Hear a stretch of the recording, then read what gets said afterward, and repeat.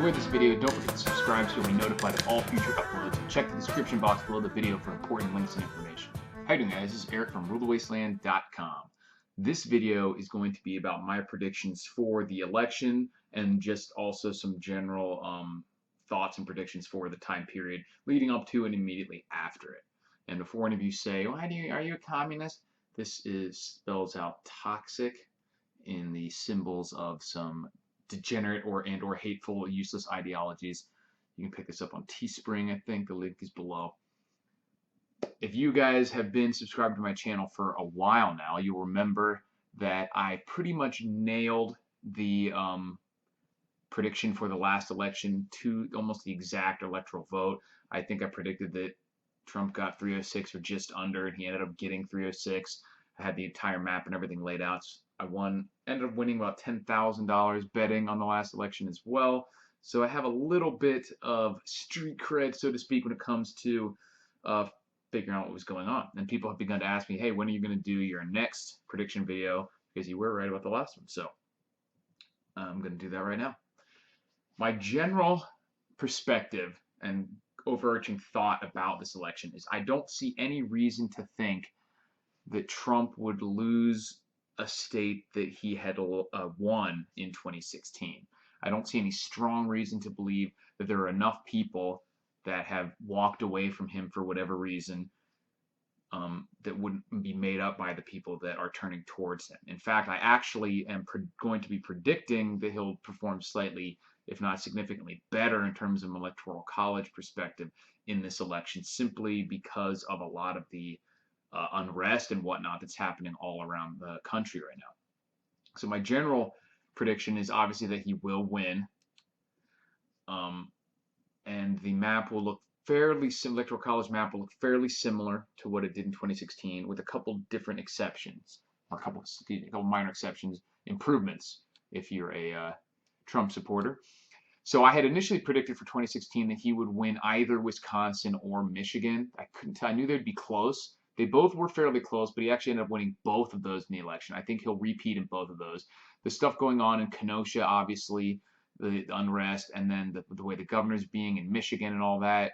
Not only do I think that both of those states will once again go for Trump, I also think that Minnesota is on the table and will most likely go for Trump because of all the crazy unrest that's happening there now. It was razor thin in 2016, and this is one of the 3 states that didn't even go for Reagan back in the day. When the entire map was red, Minnesota didn't even go red then. So it's pretty significant that it was so close, something like 10,000 votes or something really, really tiny. And because of all the unrest, I don't think that there's any reason to suspect that he would do worse there, and there's significant reason to suspect that he will do better because of all the unrest, and people are just going to be sick of it. We're still seeing people talking about the polls. I think the polls are wrong for all the same reasons that they were wrong in 2016. Back then, people were shy about saying that they support Trump to strangers on the phone because they're worried about being made fun of or thought a bad person. Now people literally have to worry about being attacked and physically, maybe even murdered for being an open Trump supporter. So the idea that people are going to be honestly reporting to strangers or whatever on these polls, and they rig the polls too. They poll 60% Democrats, or they do it in certain areas and only by landline. The polls are nothing's changed about them that would indicate that they're more correct this time. And so I do think that the polls are just as badly off as they were. We've seen a lot of talk also about how the black support for Trump is something like 40% or whatever. I think this is overstated a little bit simply because I don't think it's going to translate into votes per se. And I've said this before in the Prepper Trifecta live streams that I've done with Chain, JJ, and whatnot, that there's not a lot of legitimate undecided voters for an election like this, where they're just like, Biden or Trump? I just don't know. The country is so polarized right now that these candidates are so completely different and polarizing in their own right that no one's just like, I don't know. That group of people is so tiny. So the only thing that could make people, change their mind is whether they vote at all. So like all the black people that supposedly are in support of Trump, who like him and whatever, probably support him, probably not going to vote for him. What they are going to do is just not vote for Biden either, so they will stay home. So turnout, I think, is going to be the big point. So all the people that are mad at Trump for whatever reason, like, oh, he didn't really build the wall, or oh, he didn't do this, or whatever the reasons that people say that people are flocking away from Trump. If any of those do apply to anyone, it's just going to keep them home. It's not going to make them go out and vote for Biden. And it's just going to make them have no enthusiasm. They just won't vote. So I think turnout is probably going to be the deciding factor for those groups. And but I do think that that Trump will win the black vote by much more than most Republicans, and even more than he did last time. I think he'll get probably something like 15 to 20%, or at least let's say 15 plus. That'll be my cutoff. I think Trump beats 15% in the black vote, which would be pretty much a death knell for the Democrats. And anything significantly higher than that would put states like Virginia and stuff back on the table, which I'm not predicting that he'd get Virginia, but it could be close. There's just a lot of people in them. But because I think that those people just aren't going to vote. The other states that may be on the table this time that he didn't get in 2016, like I mentioned, Minnesota. I believe New Mexico will be a lot closer. The interesting thing about New Mexico is that in 2016, he lost by a pretty significant percentage. Hillary got 48%, he got 40%. But it was because one of those main reasons was because Gary Johnson was a Libertarian Party candidate. Now, nationally, Libertarians still only got like 3% of the vote, and I think that will be repeated this time if they even get that many. But Gary Johnson was the prior governor of New Mexico, so he had a lot more name recognition there, and he ended up getting like 9% of the vote. So even if you take that back down to like just the 3% that I don't see a lot of enthusiasm right now for, who is it? Jorgensen, is that the one who's like openly espousing Black Lives Matter talking points as a libertarian candidate? Probably going to be like 1.5%. But let's say it's a 3%. I think most of that 6 to 7% left over will go straight to Trump, which would make it only a percentage point off from the 2016 results. And I think he'll at least do as well with Hispanic voters as he did in 2016. So let's put New Mexico right back on the table as well. The next one would be Nevada. I've seen some people state that Nevada will go red. I'm not predicting that. I don't think it will. But it's on the table, I think. He only lost that state by less than 4%, actually more like 2%, 47.9% to 45%. But that represents 80,000. No, what is that? Not 80,000, sorry. It's not that many. There's only like 3 million people in the entire state. But that's a significant percentage. It's possible. I'm not predicting that Nevada goes, though. For me, New Mexico is 50-50. Nevada, I don't think it will happen, but it's possible. And like I mentioned before, Virginia, I don't think it will happen, but it's another one that's possible simply because I think he'll overperform in the black vote and everything like that. But I'm not predicting that he gets Virginia this time either. I think he'll get both North and South Carolina. It's like last time. Sweep through, obviously, the Bible Belt and the Midwest and everything else.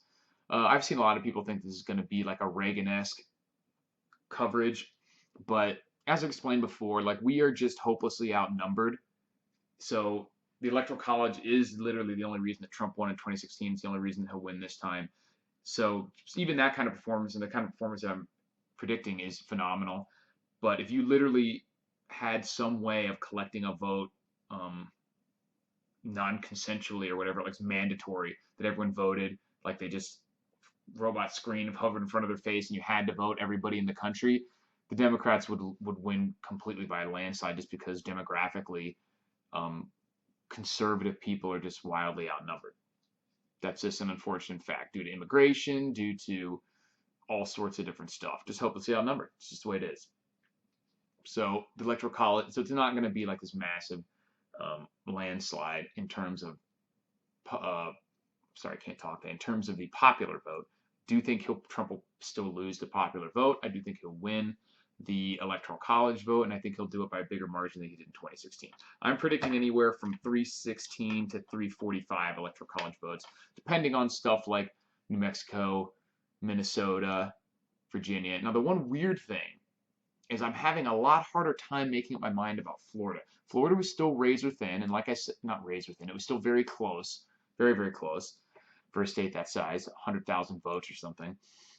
I don't think anything has changed that would make him lose that, but I wouldn't be that surprised to see him potentially lose Florida just because they haven't had the unrest and things like that there that they have in these other states, but then still win, which would be rare. It's very rare for that to happen because Florida almost 30 electoral votes.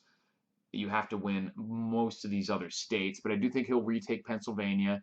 I do think he'll retake most of the whole area up there like he did in 2016. But it would be weird to see him lose Florida. I think Florida's going to go red, but I would not be surprised to see it be very close, potentially go blue again. But I'm not predicting that. I'm predicting that he wins. But it would be possible to see a scenario where he wins without getting Florida.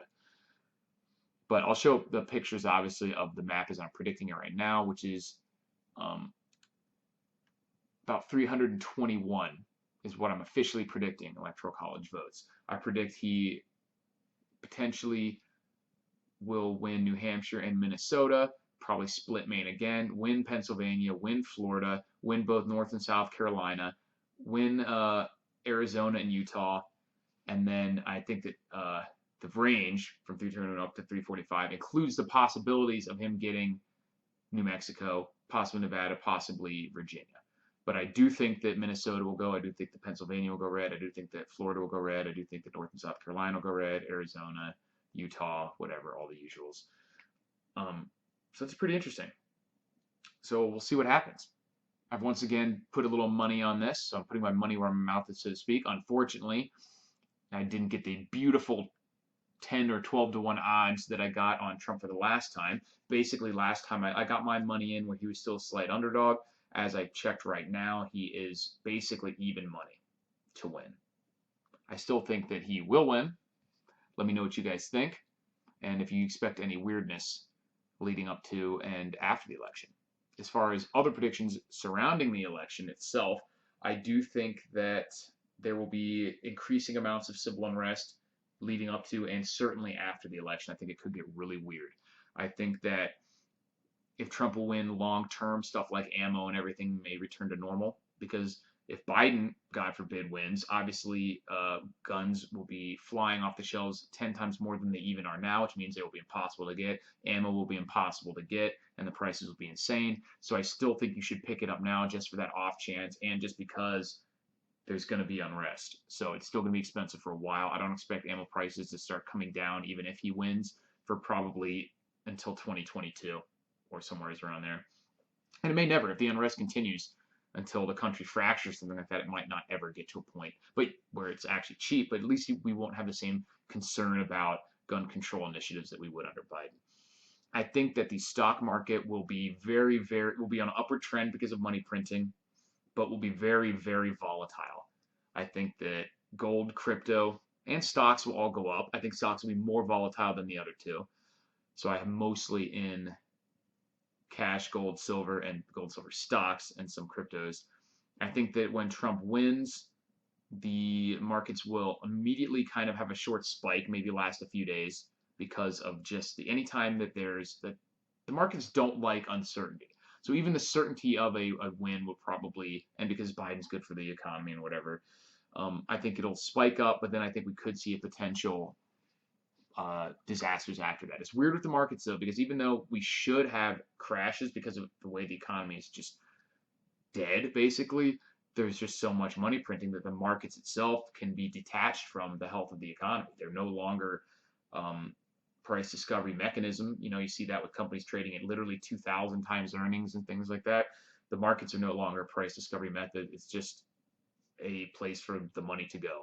And as you see more stimulus and direct stimulus payments and just more money printing, the markets could continue to go up regardless of how weak the actual economy is. So while I do think big crashes or certainly big down spikes are possible, it's hard to say for sure because it could just, the juicing is just so extreme.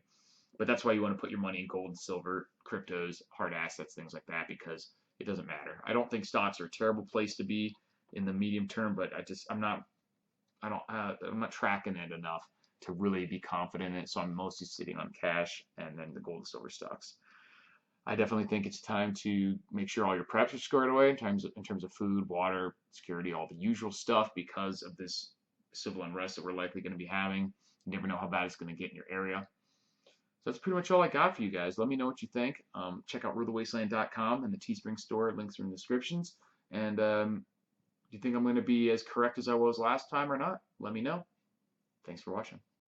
Thanks for watching. And don't forget you can support yourself and this channel by checking out rulthewastelandstore.com, where we have an ever-increasing amount of survival and preparedness gear, including one of the best survival fishing kits on the market.